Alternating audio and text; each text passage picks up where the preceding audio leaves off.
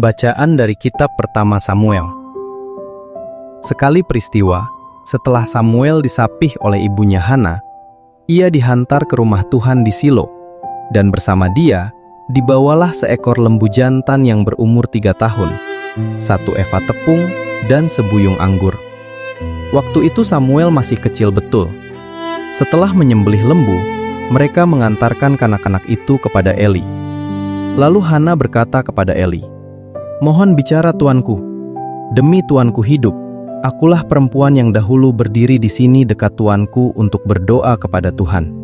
Untuk mendapat anak inilah aku berdoa, dan Tuhan telah memberikan kepadaku apa yang kumohonkan daripadanya.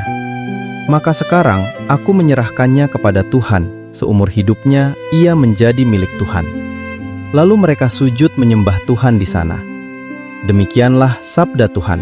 Syukur kepada Allah.